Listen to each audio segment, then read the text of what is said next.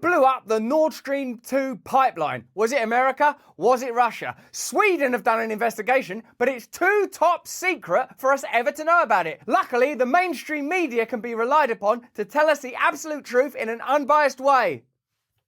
Thank you for choosing Fox 4 News. No, here's the fact news.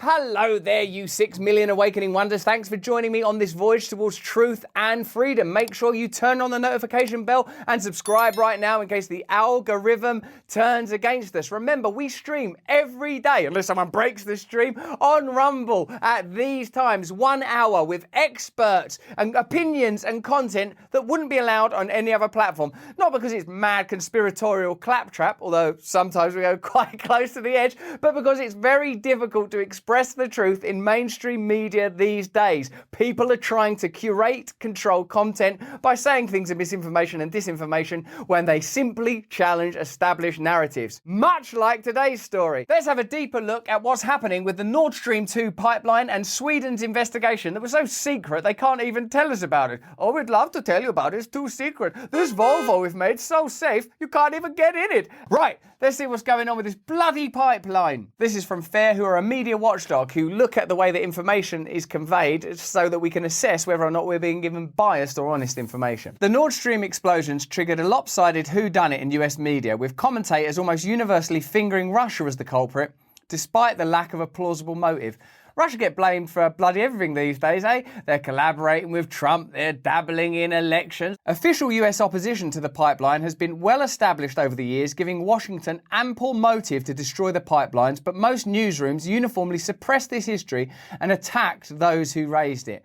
Okay, so we know that in the past, America have said that it's part of their long-term economic and geopolitical strategy to ensure that Europe gets its energy needs met through North America. If this was a murder mystery, you'd have to get M. Night Shyamalan, or whatever he's called, involved to make it a bit more mysterious, because at the moment, it's really obvious. It'll be like at the beginning of Usual Suspects, Kevin Spacey going, look, I'm Kaiser Soze, do what I fucking tell you, I'm putting this limp on. Tonight, European leaders are accusing Russia of sabotaging 2 underwater gas pipelines in the Baltic Sea.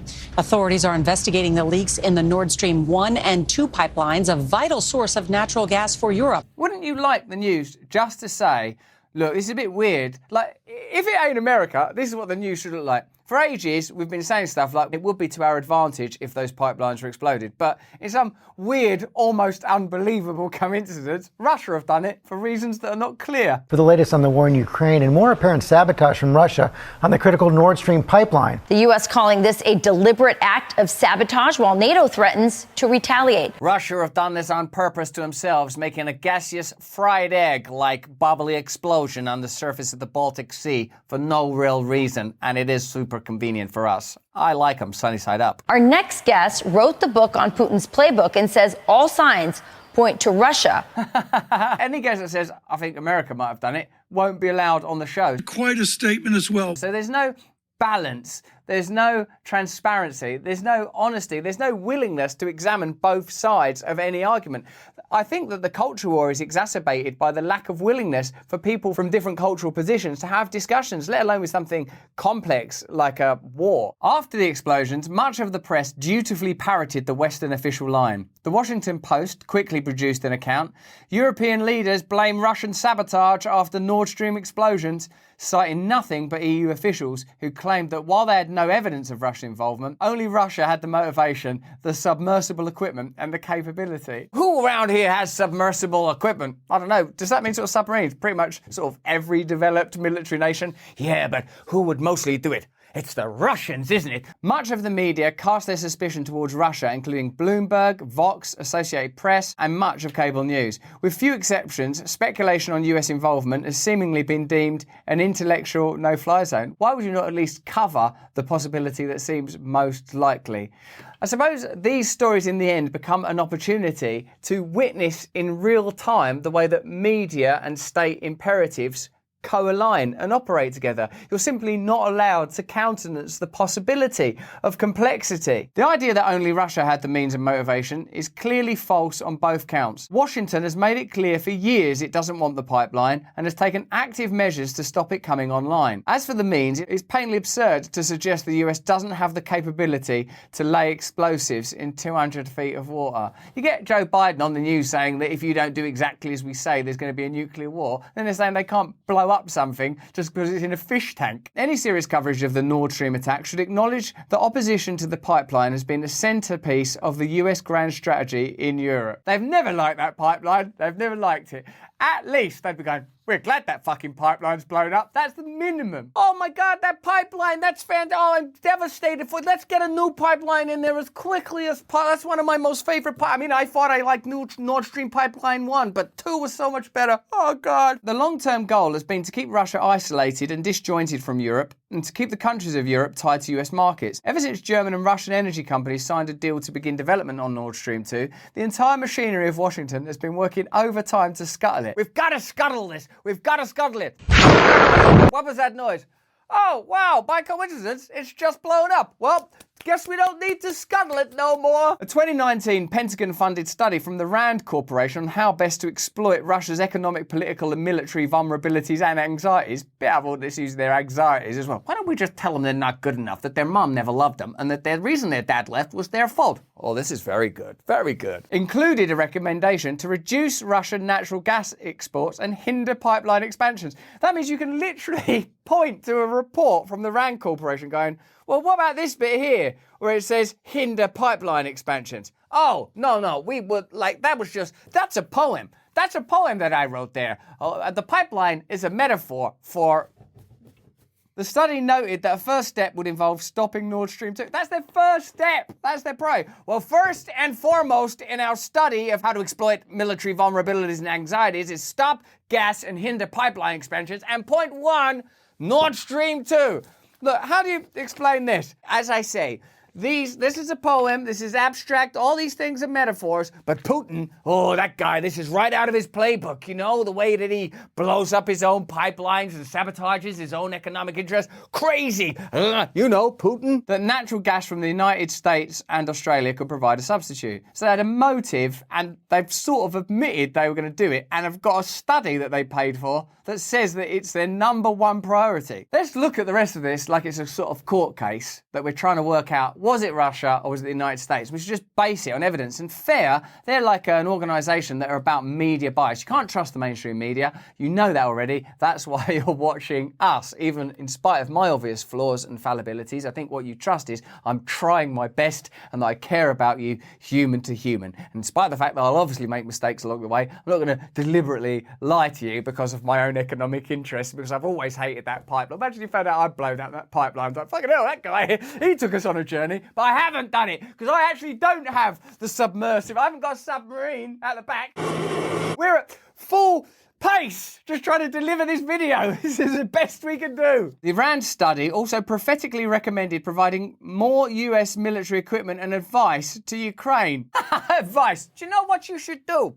Have a war with Russia. And also, let's fuck up that pipeline. What did you say about pipeline? Nothing. I didn't say pipeline. I don't think anybody said pipeline. In order to lead Russia to increase its direct involvement in the conflict and the price it pays for it. Even though it acknowledged that Russia might respond by mounting a new offensive and seizing more Ukrainian territory. In a way, it was an extraordinarily prophetic document, that RAND study. It's like telling you they're going to blow up that pipeline. We're going to arm Ukraine. That's going to lead to military action. So if concurrent with that, you can see that there were events in 2014, NATO impingement, like whatever this is, and obviously I don't feel qualified to start attributing blame in a global conflict. Who the hell is qualified to do that? But it's pretty clear that it's not just, oh, we're all like minding our own business, just trying to live life to the full and everything, like in a vitamins advert. And then Russia, for no reason, just started bombing Ukraine and then blew up their own pipeline. They're absolutely crackers. Remember, this study has probably come from a bunch of lunatics with no influence in government.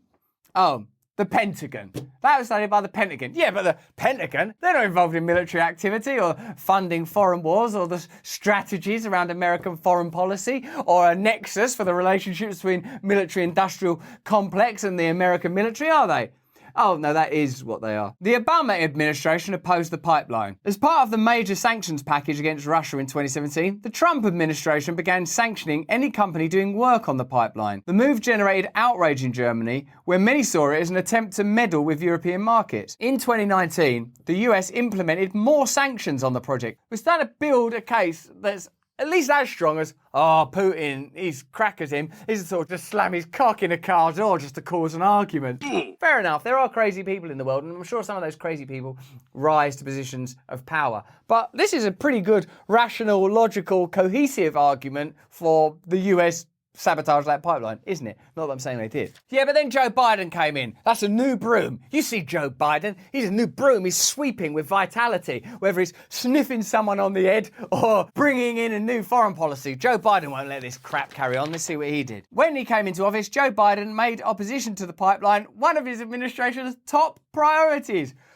1, we're against that pipeline, and 2, we'll say some stuff about cannabis and then not actually do it. Come on, man. Say some stuff about Saudi Arabia, not actually do it. Come on, man. Say some stuff about Big Pharma, not actually do it. Come on, man. But let's bloody well make sure we do something about that pipeline. That pipeline's blown up. We didn't do it. During his confirmation hearings in 2021, Secretary of State Antony Blinken told Congress he was determined to do whatever I can to prevent Nord Stream 2 from being completed. Like, if someone had said that about like a wedding and then you'd found like the bridegroom with his head stoved in with a candlestick, you go, what about Antony Blinken, who said he was determined to do whatever he can to prevent, like you go, oh, well, I mean, God, you've took that out of context. Well, here's the context: to prevent the Nord Stream 2 from being completed. Could we get some more context? Less context? There has to be an amount of context that's going to hide the fact that we did this. Months later, the State Department reiterated that any entity involved in the Nord Stream 2 pipeline risks US sanctions and should immediately abandon work on the pipeline. As Russia was gathering troops at Ukraine's border at the beginning of the year, US administration officials issued threats against the pipeline's operation in the event of a Russian invasion. In January, under the Secretary of State Victoria Nuland, one of the main players during the 2014 maiden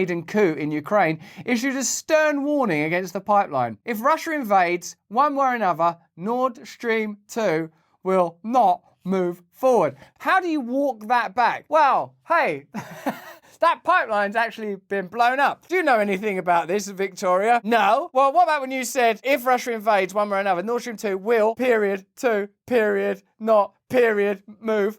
forward, That was a joke. I was saying that sarcastically. What you've not added there is inverted commas, an aubergine, a smiley face, and a monkey going like that. That's what I meant to say.